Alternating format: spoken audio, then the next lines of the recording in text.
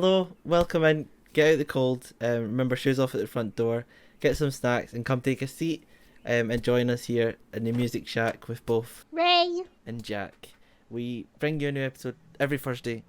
As usual, this is the episode you're getting today.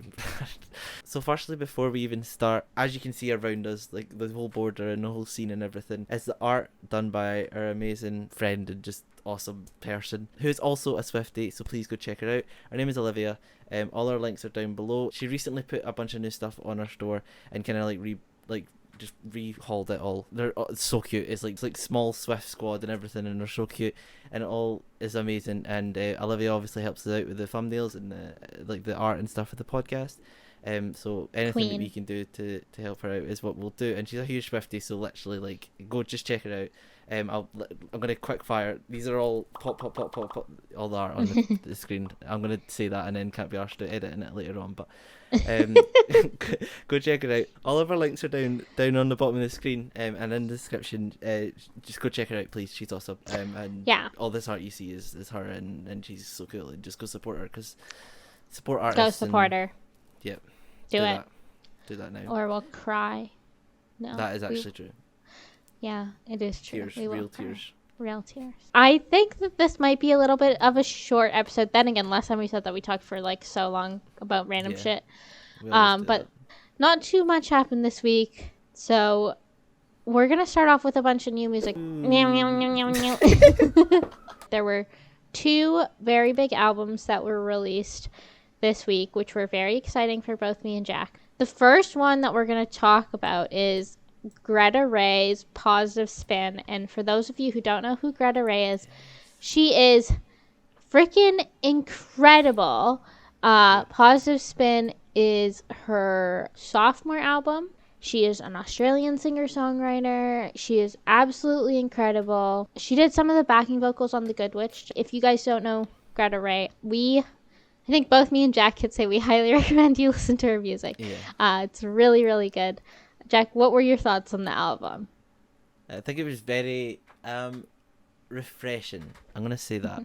I think a lot of the music we're getting at the minute is good, but it's also really quite similar. And it's just if you're in the pop scene, there's always gonna be that. There's gonna be it's pop is such a wide genre, but at the same time there is certain things they have to do to make their albums and their songs do really well in the charts. I don't know, it does feel really refreshing. I think it's something about it. And Greta Ray is incredibly talented, and pretty much if you're a daisy, you know who Greta Ray is, and if you don't, then you just need to get to know her.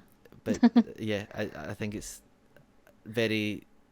gonna do really well, and that's really fun to see, because she deserves that. She deserves it. Yeah, I think for the uninitiated, I guess, the album as a whole is called Positive Spin. And I just want to kind of describe what the album feels like. It feels like kind of this perfect moment for how old she is. Let me check her exact age. She is 25 years old. So I'm not even 25, so I can't really speak on this, but I think it really reflects the things that I am feeling right now as a 23-year-old almost. Which kind of reflects the time that she wrote this album and makes a lot of sense. The first track, I think it's the title track, it's Positive Spin, and it talks a lot about how this thing, the stuff that I'm doing in my life right now is everything I've ever dreamed of and everything I've worked towards, and yet I still I'm not happy with it for some reason. I want to do more, I want to do better, but I need to just stop for a moment and appreciate all of this stuff. And I feel for me personally, that's so relatable. It's Positive Spin's one of my favorite songs on the album, but that's so relatable just because for me in my life, the job I have, everything I'm doing, this is what I wanted from when I was a kid, and now I'm but I also want to do this and I also want to do that, and it's those things are great too, but it's nice to have someone actually write that into a song. It felt like she was speaking to me, and songs like Dear 17, oh my god, that song is so, I don't know, it was clearly, I feel like this album just means a lot to me because of the place I'm at in my life right now. And it feels like Greta wrote it at a similar place in her life. And so it meant a lot to me to like have that in this moment, especially because she's older. Like, I feel like a lot of artists that we listen to, like, that are like up and coming, like Maisie and Gracie and Olivia and stuff, like, they're younger than me, which is weird to think about, but it means that their music, I'm like, oh yeah, I remember when I felt those feelings when I was that age. I'm not like, and then like artists like Lorde and Taylor and stuff who I listened to when I was so young, I was like, I want to be like 20 and feel those feelings, you know? And now and now it's like this album just feels like, oh, I'm getting this album at the exact point in my life where I needed this. So it meant a lot to me. And just like the vibes were so good. Like you said, Jack, it's like very different than a lot of the music we've been getting lately from other artists. But I absolutely loved the vibes. What were some of your favorites, Jack? So I've got three favorites.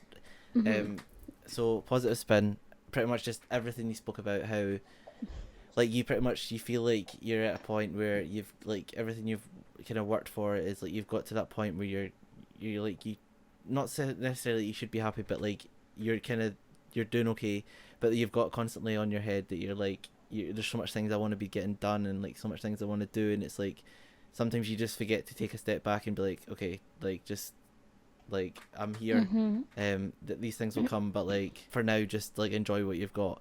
And it's not like you're being whatever ungrateful or whatever. It's just like there is life's so busy, and I feel like at this age there is so much things you're still discovering about yourself that you want to do, and you want to make the world a better place or do things like that. And it's like so easy to just get swept away with it.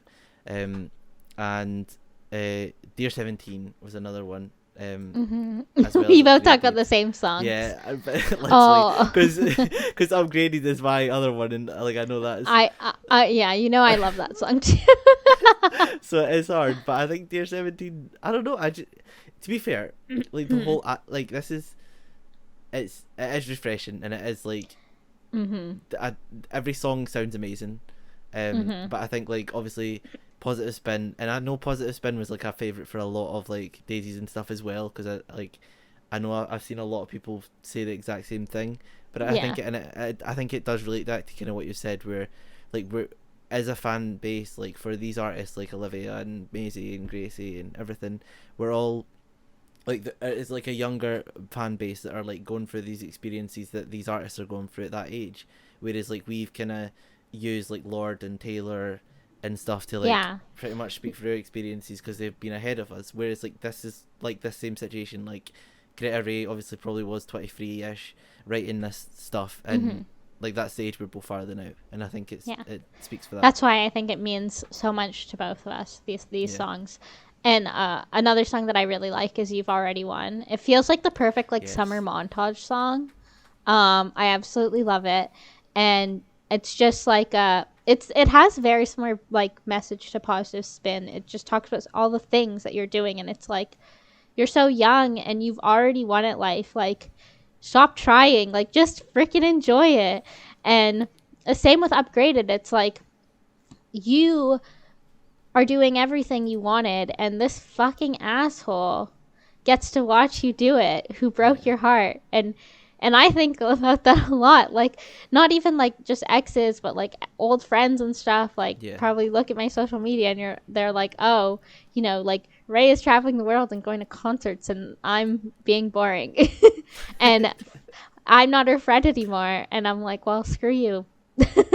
You could have been to these concerts and did everything, but nah, screw you. That is so fair. It's just fun. And also just like, I love Upgraded just because of like the vibe. It's so fun to dance to. That is a running theme. We all know you love a song. I love a vibey song, okay? You know? Okay. I think that's it for the Greta Ray. I hope that she does like more international tour dates, because now, like, because she's only been doing stuff in Australia, which makes sense. Like, we don't complain. Like, it's fine. That's where majority of her listeners are. I don't think she has a lot of listeners outside of Australia, so it probably makes sense. But still exciting. The next big album, which came out last week Friday, was Renee Rapp's Snow Angel. So this was her debut album. Obviously, Renee, she was an actor. She was on Sex Life of College Girls. She's had EPs. And now this was her debut album. It's called Snow Angel. She had, I think, one single. I don't remember, honestly, so I'm not going to say and get it wrong. Yeah, her 2022 debut was Everything to Everyone. And I think this album, for me, there was too many ballads. Like, I like ballads, and I think they're good. But I don't know, something about this album, maybe it's because I listened to it after Gretta's album, but it just didn't hit as hard for me. It felt less mature than that album a lot. Yeah. And it makes sense, I guess. I don't know how old Renee is again. Let's check. 23, yeah. Yeah, so that might make sense why it sounds less mature. Because like she's 21-ish, 20, like 28, 20, 21-ish, by maybe writing the album. Yeah, probably like 21, 22. Yeah, writing it. Makes sense. I think my favorite song was 23. I mean, that just literally just answered the question of how old was she when she wrote this album, because she was like, I'm turning 23 in that song. I'm turning 23 tomorrow or whatever she says. I don't even remember that. That's how much this album didn't hit. But I think that was my favorite song, honestly, on the whole album, because it kind of was a little bit relatable for me, because I'm 23 maybe, but it was good. I was like, oh damn, I wish I listened to this song when I was turning 23 and not when I was already 23. That's what I felt when I was listening to it, which is funny. I think that was my favorite, but again, yeah, it just didn't hit as hard for me as Gretta's. Not to compare the two, I'm comparing them because they came out on the same day and I listened to them one after another. Yeah. And I just gravitated towards Gretta's more. They're both great albums, though. Don't get me wrong. I don't know, Jack, what did you think? Like, we're not trying to compare people, because obviously everybody's in a different lane. The album is good. I think it does kind of, again, just what Ray said. I just sit here and just repeat what Ray says pretty much at this point. But there was a couple good like parts in each song. Like, they were all good. But I think like Talk Too Much and stuff is probably one of my favorite songs. Again, I think it's just like, so I listened to Gretta's and then Renee's, and I think like coming from that to straight into Talk Too Much was like, it was like a palate cleanser in a way. So I think that's kind of why it was like, it just took me back a little bit, but it was probably one of my favorite songs, and I think it's fun, right? I Hate Boston was good.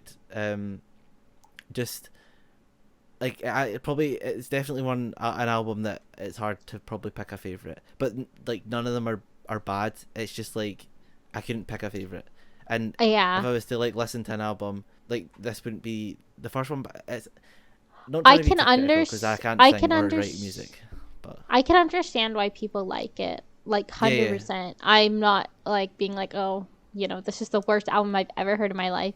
It just like, I don't think it's a kind of album that suits me, I guess. Yeah.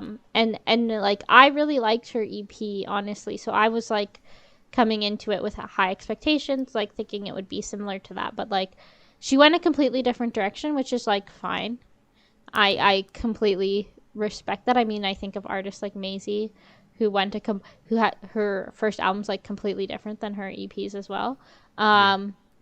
So there's nothing wrong with that. It's just like, I think because I was thinking about her EP when I was listening to the album, and it wasn't what I expected, is why like maybe it didn't like hit as hard, because it just wasn't for me as much. But I think that Renee is extremely talented, and her decision to leave acting and pursue music full time is probably going to pay off. She is incredibly talented and will. And from what I've seen online of the success of this album, I don't doubt that all of her future work will be even more successful. So yeah, I think that this work is something that she should be proud of for sure. Yeah, like gonna do extremely well. It's just not an album that is necessarily is connected to us. But really excited to see like where she goes and what she releases, because it's from her EPs to this, it's clear that she has so much talent, and she can like burst into different genres or like different styles as she wants to, and she's definitely like doing well. Like from the acting stuff, she has appeared in the Mean Girls musical, I believe, that's coming out still. So that'll be really interesting. Regina George. So I think it's, if you can do both, amazing. Yeah, but you're doing really well in either one you choose. And I'm excited, even if this album isn't like maybe all of the songs my cup of tea, I'm still going to be listening. Yeah, there is for sure. some favourites in there, and they are in my like songs, and yeah, just excited to see like what's coming next. And we do have to talk about the elephant in the room, though. The signed digital album, which obviously was like some kind of thing, last minute thing for like to get some kind of, I don't know, because I haven't been like tracking her charting as much, so I don't want to say, but I'm assuming that it was obviously like an attempt to get more sales, and because it was only available in the US anyway, so it was more sales in the US for charting, for some kind of charting that she probably has some potential for. It was a signed, for the uninitiated, it was a signed a digital album. And it doesn't make any sense. Jack will put the cover on the screen, and it's like, okay, so you're gonna get this limited edition cover on your music if you download it and like add it to your Apple Music or Spotify or whatever. You'll get a different cover. Yeah. But like, who's gonna pay for that when you could just download the picture and like edit the stuff yourself if you really cared? Yeah. I've seen a couple people just add every single song to a Spotify playlist and then just add that as a cover. It's hard. I get it, like it's to push sales, but and she is getting like people are buying it, roasted so. and on Twitter though as well. It's hilarious. I mean, like, if one of my favorite artists did this, I wouldn't buy it. Like, if Taylor did that, I wouldn't buy it. If Maisie did that, I wouldn't buy it, because like I wanted Maisie to chart in the UK charts so much, and I bought like 1 million copies, but at least I got something out of it, you know, like I ordered like personally signed ones and stuff, like different like color vinyls and shit. So I had like, I was getting something. Like, I'm not just going to give you my money to get like a download link with a signed picture that I can just save on my phone. And like, I don't like it because like a lot of, like, I know that if Taylor did this, the amount of people who would buy it would be so many, because they're like, I need to have everything. And it's like, who, like, obviously it's like she wanted to release something exclusive to get more people to buy multiple copies of her album. I mean, like, Maisie did that with, like, you know, buying a CD to get into her acoustic sessions and shit. You know, you get more sales that way. And that's, like, fine, because people are getting something out of it. You know, you're doing something for them. But this is, like, it's very clear to me that, like, the label didn't think about this ahead of time, like, or like a potential of charting ahead of time, and didn't have like an exclusive version that they could sell, or like Renee didn't want to physically sign like thousands of copies. I don't know why she wouldn't want to do that, but I'm not blaming her. Or maybe they didn't want to, like, it was too much for them to like get her to sign a bunch of stuff, because they totally could have sold a shit ton of physically signed copies, and they would have sold many more than the digital ones. Yeah. Part of me is like, because I know I think she did have signed stuff, right?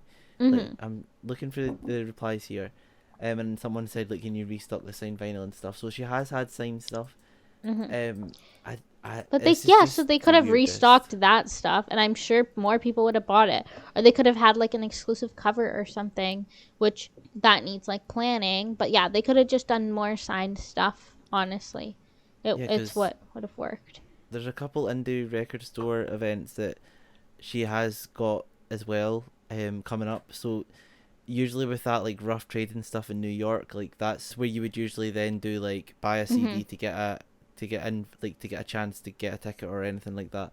So Yeah. it was just interesting, but the more it is literally just because it's really scary because the industry has a really horrible way of like capitalizing on people's like need or not need but like fears that they're gonna miss out on stuff. And if this done well, or if this was like seen as something that was, and it didn't have much Yeah. backlash, more people and more companies and Oh more yeah. would be doing it. And It would be bad. I don't it's want Taylor Nation to do that. Like, I'd cry. I mean, I wouldn't buy it, but like, I would be upset about it because like fans are being exploited, and that sucks. yeah, and there is the thing of like people being like, well, just don't buy it. But there is, if you've got like everything that every Taylor's ever released, it so there is people that have done that, Oh and yeah. all the power to themselves. Like if they have the funds to do that. But like, even though this is something that people wouldn't usually buy, like there is people that would buy it just so they don't have to miss out. I mean, And I say that all the I time. I'm not literally gonna buy have something I do, but I literally have everything that Macy's ever released. So true, like yeah, maybe I would want, if like I wouldn't buy a digital thing, but like a physical thing, like I would. But like variants, I'm like not as upset about not having. But like with Taylor stuff, like I don't have everything she's ever released, and like I'm not about to go pay like ridiculous resale prices for it. So yeah, I'm kind of like more like whatever. I don't need everything. I'll buy what I want to have. yeah. But and like when I can like afford something, I'll buy it for sure. But we'll see. I don't know. I think this kind of very nicely goes into our next topic, which is the 1989 new covers and variants. So I You're believe getting since the really last good at that. That was such a good segue. that was not planned, Jack. That was just It like was the way it you just said variants. I happened. was like, whoa. Whoa! Yeah, what? You were like shocked. You were like, oh my god, we're talking about this, even though we talked about it before. Yeah. No. So obviously we talked about last week that on our 1989 video we talked about how on the shop there were 4 different vinyls, and they all had not vinyls, different CDs, and they all had different covers. There was the blue one, which is the main cover. Then there was the yellow one, the green one, and the pink one. And slowly, Taylor has been releasing vinyls that match the colors of those CDs, and then the alternate covers for those are being revealed to us by posts on Taylor's Instagram and Twitter and other social media. And obviously, there's 4 variants, and they're all selling out, like pretty much, and they're 48 hours limited, and then you get to see the next one. And there's been a lot of discourse about how like, oh, I wish I could like see all of the covers before so I know which one I want to buy. Yeah. Which I kind of agree with, but I also know that Taylor Nation is greedy, and that like after all of the cover, they're doing this like fun release to like encourage people to just buy every single one, and then at the end they'll probably put all 4 back on the website together. That's And the then you fear. can pick what you want. What do you mean that's the fear? Because, well, not the fear, because it means people can get it. But it's when they put this limited tag on things and then they make it available afterwards. Like They done that with the always do Midnights one. that. It's so annoying. And it's like you feel pressured into buying it, and then it's Yeah. not even limited. Yeah, and then you feel like, okay, well, and they are cool, so it's not like you're getting something that's exactly the same. The good part about it is that like they're pre-order. So if you want to buy it and True. cancel it later, just in case it sells out, you can. But then again, you have to like, put that on your credit card and stuff, and like be willing to like take on that expense in the meantime, which not everyone is in a position to do. And it is a lot yeah. as well.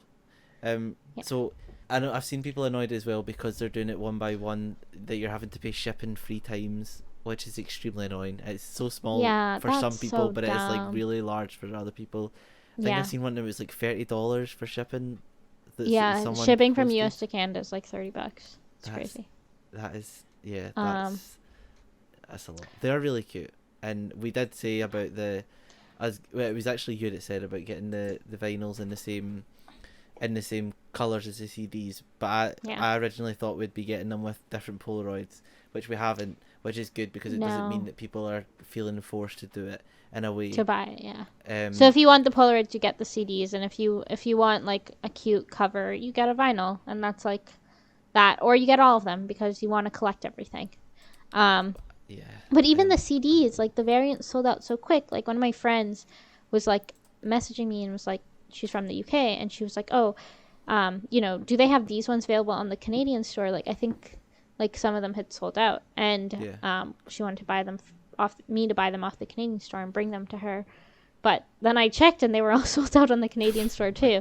So it wasn't even like I could have done that, which I totally would have if it was the case. So like I'm really hoping that they do re-release the CDs, because I've seen a lot of people who like, had to spend some time to think about their purchase and didn't get all 4 when they wanted them. Yeah. And now they're being resold for a shit ton. And it sucks. But I think it's really cute that like Taylor has been active on Twitter every time she posts them, and then people post, and then like every time people post like the old Polaroid and then like the how it like the pose matches, and she always likes it, and I think it's so cute. It's just so nice to see Taylor active on Twitter. I feel like Twitter Swifties are annoying sometimes, but also probably like the most loyal. Yeah. Other than like I guess like Tumblr Swifties, but like I thank God she's not active on. I mean, she is active on TikTok a little bit, but like thank God she's not like active on TikTok like she used to be. Maybe not after this weekend. Oh, and we've not should even we talk about this that. weekend? Yeah, we forgot about that. We should talk about that. I don't know how we forgot about this. This is disgusting. It's so. Do you wanna give the background to the audience? Yeah. So, well, if I can remember it. So it was Jack Antonoff's like wedding this weekend. Yeah. And so I think I can't remember who initially spotted it, but there was pictures of Taylor entering the venue, and it seems to be from those pictures that everyone decided to show up outside, and like I'll try and put a picture if I can find one of like the insane crowd that was like surrounding the building, and like screaming and shouting and like recording it and everything. It was awful. It's I don't even know what to say. Like I think, and she left, and everybody was like, "Oh, she's smiling at us." No, she's disgusting. Like she's like that is hot. You know how fucking horrible that is. Like it's not even about Taylor. It's about you ruining somebody's wedding day. Like. Yeah. It's not like it's Taylor's wedding. She's there as a guest, and now she's to like feel guilty, like that these people are outside, and like I don't even think majority of the people there were Taylor fans. I think a few of them started like crowding, and then like obviously if you like are around in the area and you see crowding, maybe you'll like start crowding as well. Yeah. I don't believe that. Like I think most of them were like TikTok Swifties or Swifties. They're not Swifties, by the way. If you do that, you're not a Swiftie. Fuck you. Or just like locals who are like, oh my god, what's happening? But like, yeah. So the first picture was like the black dress, Taylor in the black dress, right? Yeah. And that like she went in. There was like a couple of people hanging out outside, and I guess they were wedding guests. And she just walked in like normally, with her bodyguards, and then like somebody took a picture, and it looked like. So that was the rehearsal dinner, apparently, the black dress event, and it looked like, and then I saw this video of somebody who was like in a restaurant next door, and they were sitting at the window seat, and they saw Taylor through the window walking out of her car, and they took a video, and then they panned to the menu of the restaurant, so everyone saw the name of the restaurant. Okay. And so that's like, and also like if Taylor was like 3 blocks from my house right now, I would recognize it by like the location, because it's where I live. Like I walk by those places every day, but obviously like, in Long Island where Jack's wedding was, I'm not going to recognize the place because I've never been there before. But I think like for people who live in the area, I can totally get why they would recognize it. But if Taylor was 3 blocks over and I recognized exactly where she was, and I knew it was for a private event, there's no way in hell I'm going there. Yeah. Like, Unless, like, there's people who have, like, been eating in the same restaurant as Taylor and don't even say hi when she probably would be fine if you, like, went and said hi after, right? Because they have some respect. And if you take a picture of Taylor in that moment, you're in the restaurant next to her and you see Taylor Swift walk out of her car and you get excited and you want to take a photo, fine, take a photo. But then post it, like, 3 days later. And be like, look, I saw Taylor Swift 3 days ago. And then it's fine.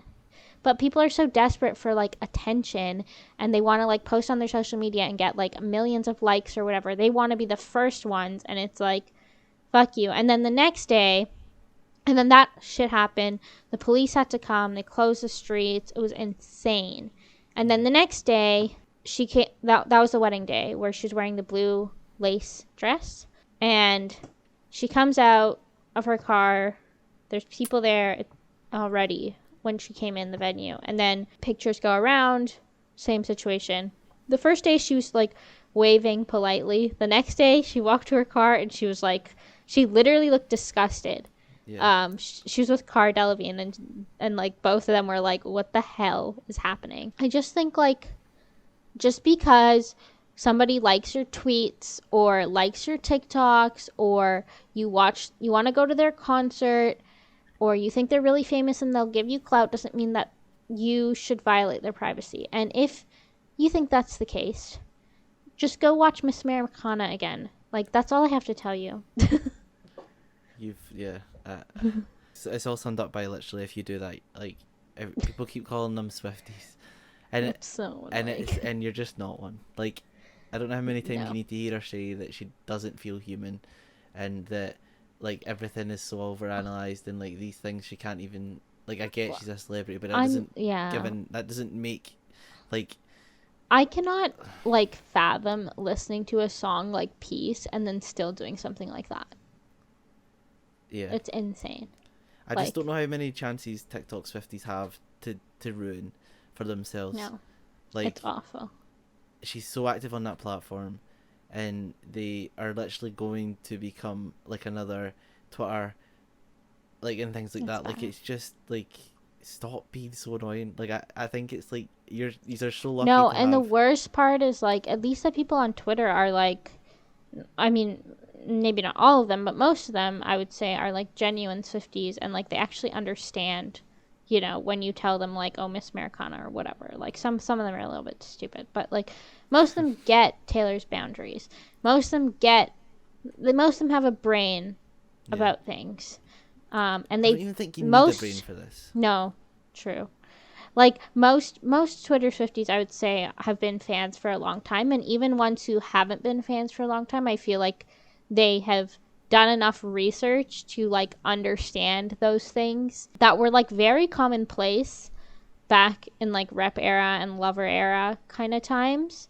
Yeah. I think, like, I just think about, like, lover era, and I was like, that was, like, literally, like, maybe nobody in the general public was talking about Taylor, but, like, it felt like everyone just respected her, and that was it. And, like, that's good. And now, but, like, TikTok Swifties are just bandwagoners. They want to get likes. They want to get this. They want to get that. And, I mean, there's some Twitter update accounts, too. Like, fuck you if you're an update account and you want to post this picture. Like, you're just spreading it. Like, I'm begging you, like, even posting it with the background shaded out is bad. Like, do not post the picture at all.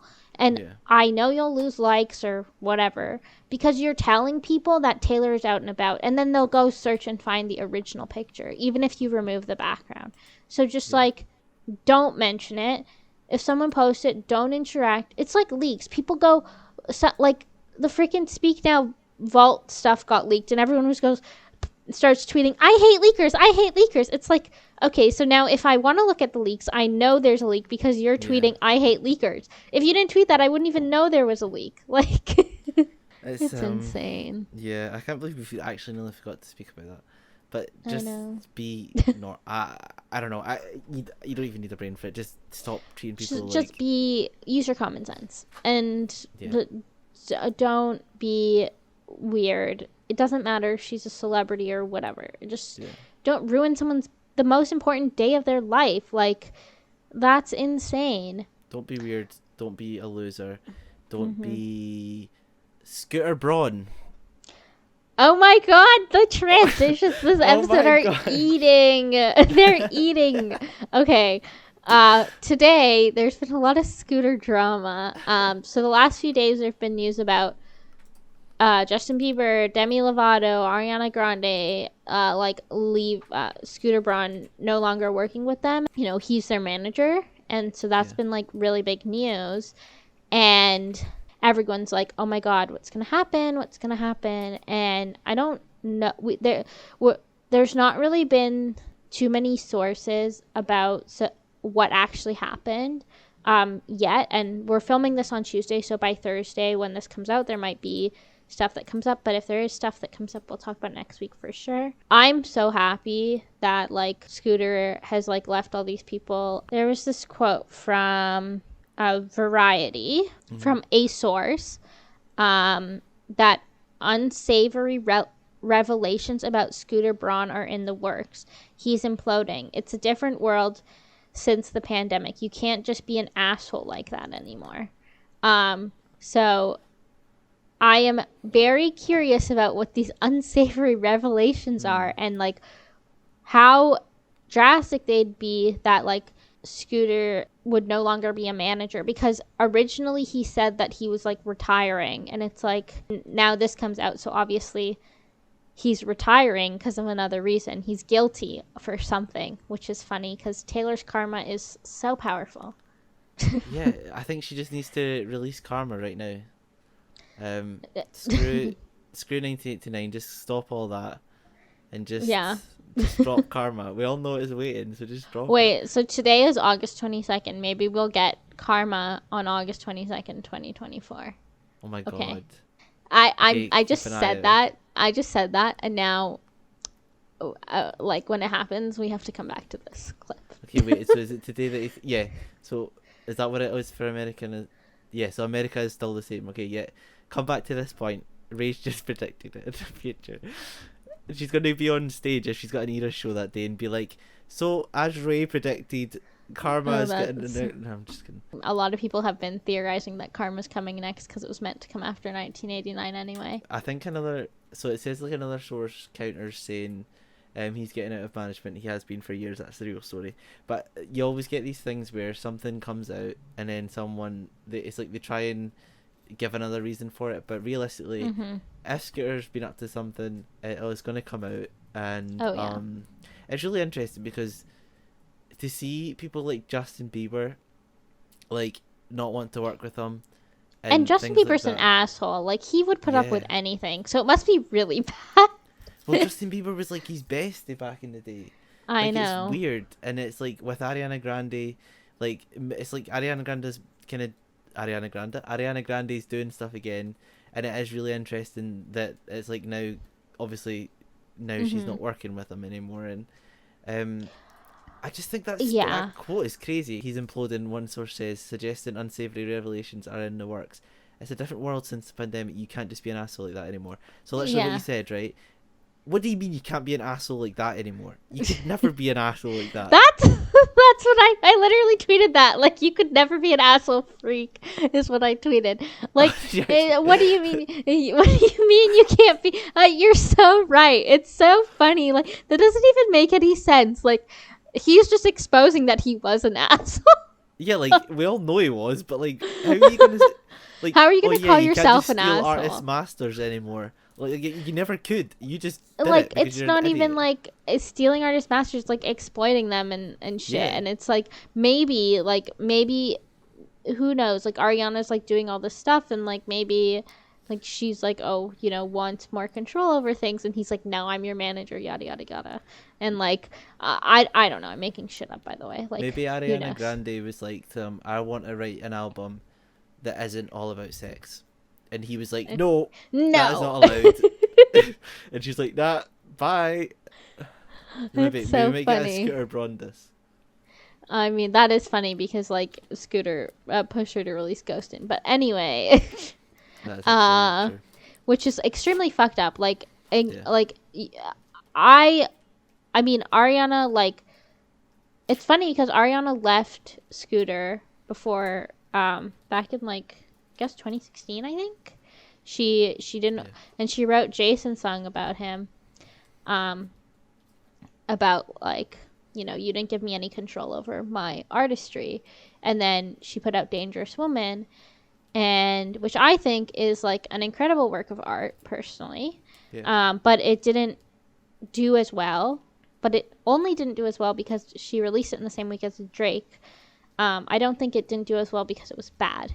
But it just didn't do as well. And so then people were like pressuring her into bringing him back because they were like, oh, he's the only reason you're successful. So then she got pressured into bringing him back, and now she's still with Scooter, which is like crazy to me. And then like obviously during, and I'm like an Ariana fan, so I know all of this off the top of my head like an insane person. Um, you know, after Mac passed away, she, you know, Yeah. used music as like a big outlet for her. And after her, you know, divorce with Pete and everything, not divorce, breakup, they were only engaged. But after all that happened, she used music as a big outlet, which like encouraged like Thank You Next to happen. And like one of the songs on Thank You Next is Ghostin', which is a really, really, it's a really, really, really good song, granted. Yeah. But it's something that she wrote to like deal with Mac passing away.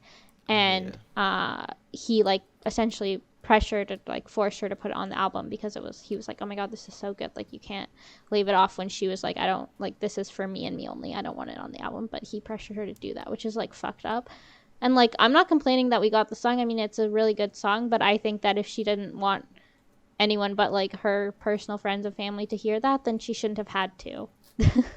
I am such a big Mac Miller fan, and see when you said, I don't know why, I just always get goosebumps when I just hear like anything about him or anything about like Ariana and him, and just because all so the songs sad. that have been released through their discographies are so incredibly like personal, because it's like the way they write music and the way they made music, it like you feel like a part of it.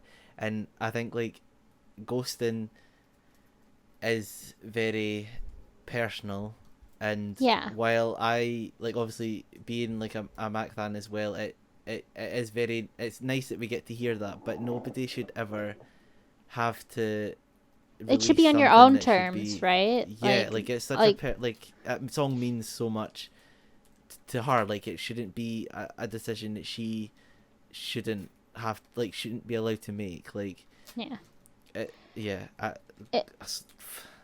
it's crazy. And so like I just want to say, like, I know I'm coming from this Ariana fan, and like she's still like kind of like, you know, worked with Scooter for a long time, but like you don't know what's going on behind the scenes. And I still think Justin Bieber's an asshole, but with like Demi and Ariana and stuff, like you can blame them for like staying with Scooter through all the Taylor stuff and everything, but you don't know what kind of contracts they signed. You don't know anything like that. And if they wanted to support Taylor but they couldn't because they were, you know, working with Scooter, and maybe they didn't want to be working with Scooter, like we don't know any of that. So like to hate on an artist for working with Scooter when Scooter is like the bad person is like kind of fucked up in my opinion.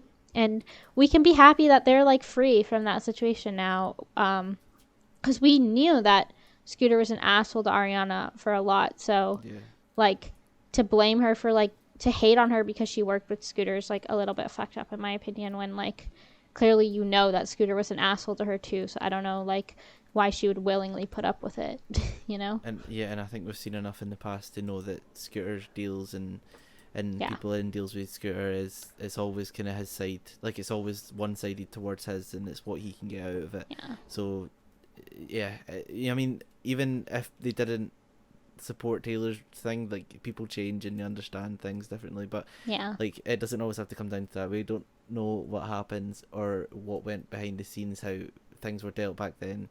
It was a crazy time. So just be glad that artists past and future don't have to deal with them anymore. And I mean, I guess we'll keep you updated if something comes out, but It's quite interesting that we landed on Ariana because Ariana is our next topic. What is going on with us today? Oh Are my we god. podcasters?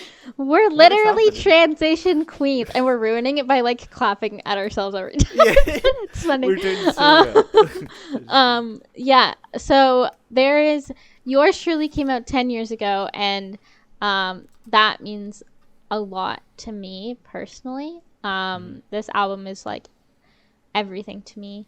I re-listened to the whole thing like the other day, like start to finish, and I was like, oh my god. On Friday this week, she's going to be releasing a deluxe version of Yours Truly, and that will include some live performances that she did in London of the songs, which is really exciting. And then on Saturday, there'll be some Q&A. She'll be posting merch, and then she'll be doing more live performances and more Q&As over the weekend. Monday, there'll be another Q&A, a new vinyl pre-order, and then more live performances. And then on Wednesday next week, there'll be the Way live performance. So she's going to be performing Honeymoon Avenue, Daydreamin', Baby I, Tattooed Heart right there, and then the Way on Wednesday. And I just want to say, like, the Way is really exciting. Really great that she's performing it, because the last time she performed it live was with Mac, and she hasn't performed it live since then. So it's probably, like, really big progress, and, like, it's really... I don't think any person who like listens to Ariana and is invested in her music ever thought we'd hear that song live ever again. So it's kind of exciting, and really proud of her for doing that. But next week we're gonna, at my request, we're gonna do to celebrate 10 years of Yours Truly. We're gonna do a little bit of like a rundown. We're gonna talk about all of our favorite songs. I'm gonna do a little thing about what the album means to me, and I guess to spoil things, like, I think the Ariana's community is like the reason that I'm like so into stan culture today. I will talk about it more next week, but like that's why this album means a lot to me. And so I encourage you guys to be here next week for that. We're going to do like a whole long segment about it, so it'll be really exciting. Yeah, I don't know, Jack, if you want to add anything to that. No, it's exciting. So that'll be, so it ends, everything like after it's all out and stuff will be the 30th of August, which will be the Wednesday next week. I don't know what day we're going to be recording this yet, but even though the Wednesday will be at night anyway, so we'll probably have heard some either of the stuff. Yeah, it might be the Tuesday, so we'll hear some of the stuff. But whenever we do the Way, after that's happened, once that's happened, I might be in tears talking about it, because I'm in tears talking about it right now. I think it's it's just really fun, and this stuff is because it is like a digital release, we might even get a signed version of it. Fuck off. But there's gonna be a 10-year anniversary vinyl, which I am excited about. Whichever day we record next week, like whatever has happened before the day we record, we'll talk about that stuff that has happened for sure. So stay tuned for that. And the last thing is, I feel like we're like in 2012, talking about Ariana, and now talking about the next thing we're about to talk about. But next week, or not next week, literally tomorrow, if you're listening to this on Thursday, Selena and Miley are releasing new singles, which is so exciting that they're releasing on the same day. It's like, what year are we in, Jack? and like the 1989 stuff as well. Like, we are in like another decade. Like we're in like I'm loving it. We're reliving our prime. Like, how are we getting them on the same day? It's insane. And the Yours Truly Deluxe on the same day. Like, God, this is weird. Have they all just collectively been like, let's throw it back, like, properly? Oh my god. Next week's gonna be such a fun episode, so please tune in. We'll talk about all that stuff. It's so exciting. So yeah, we'll see you guys next week, and I hope you enjoyed this episode, which was not as short as I thought it would be, but definitely shorter than normal. We need to stop saying that, because everything we say that it's just as long as the normal ones. Yeah. But it's we will find out what happens. We'll spill the tea on Scooter if anything happens. We'll fill yous all in. We'll hear Selena and Miley and I'm so excited for Selena. And we'll find the new variant for the 1989 cover in the pink, which I am so excited for because pink is my colour. It's actually raised in this podcast, but it's still my colour, pink and purple. But yeah, if you want to support us, TikTok, Instagram, and Twitter. Twitter is Music Shack, and Instagram and Instagram and TikTok is Music Shack Podcast. Follow us on YouTube. Subscribe to us on, I'm really bad at this. Subscribe to us on YouTube. Join the Discord. It's all in the description below. And go support Olivia again, our artist. Yes. Who's amazing. Go support her. Yes, go support her. But thank you so much for listening and watching. And we'll speak to you next week. Talk to you next week. Bye.